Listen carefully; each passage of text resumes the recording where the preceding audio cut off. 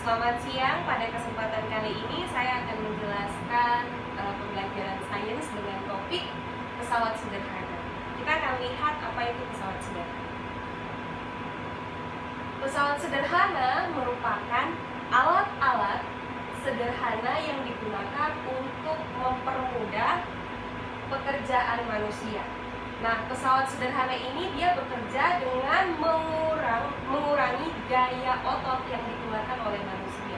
Jadi fungsi daripada pesawat sederhana ini sendiri adalah untuk mempermudah, untuk menolong, untuk membantu manusia dalam mengerjakan tugas-tugasnya seperti itu.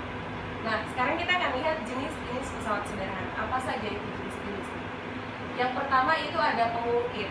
Jadi yang termasuk dalam pesawat sederhana itu ada pengungkit atau tuas, kemudian ada katrol, yang ketiga itu ada bidang miring, yang keempat itu roda berporos. Sekarang saya akan mencoba menjelaskan tentang pengungkit atau tuas. Pengungkit atau tuas itu adalah alat yang digunakan untuk mengangkat benda dengan bertumpu pada satu titik. Kita bisa lihat di sini. Jadi dia punya tumpuan itu bersumber pada satu titik. Dia punya fungsi itu untuk mengangkat benda seperti itu. Ya, berikut.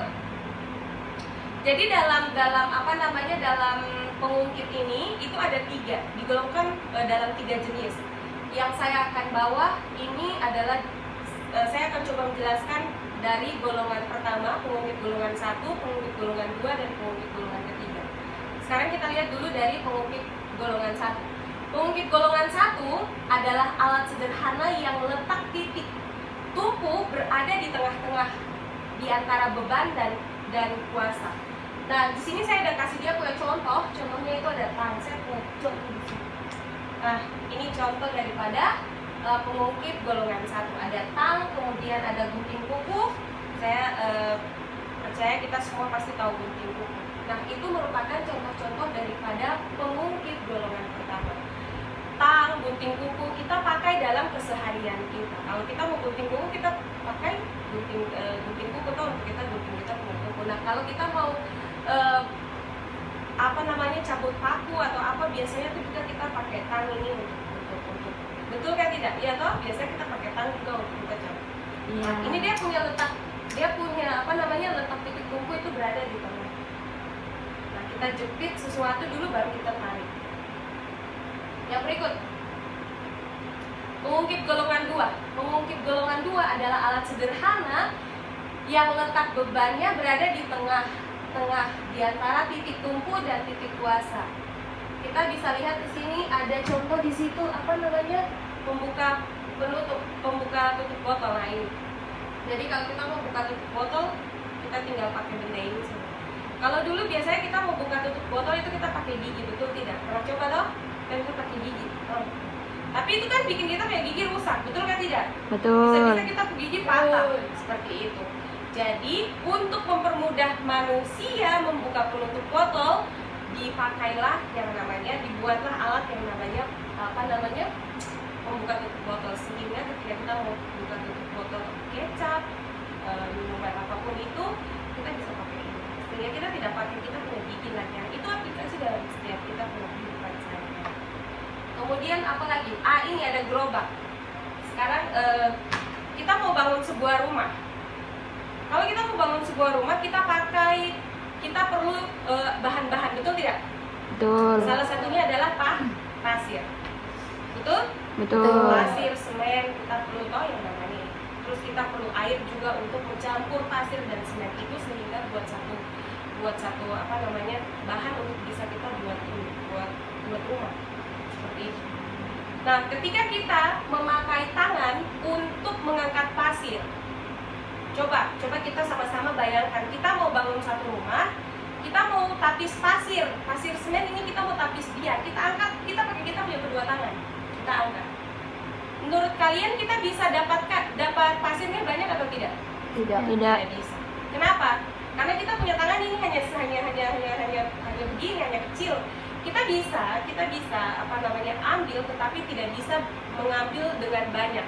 Tetapi kalau kita memakai gerobak sorong ini, gerobak dorong ini, itu kita bisa taruh pasir banyak-banyak di atas gerobak baru kita kita tapis dia.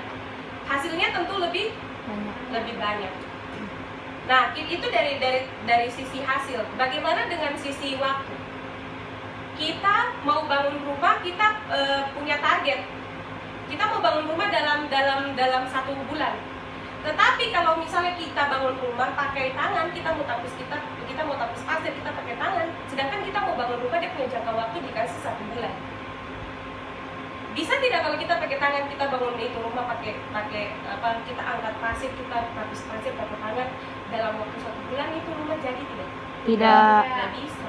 Jadi dalam segi waktu itu lebih fungsi, lebih maksimal kita memakai gerobak dorong. Dalam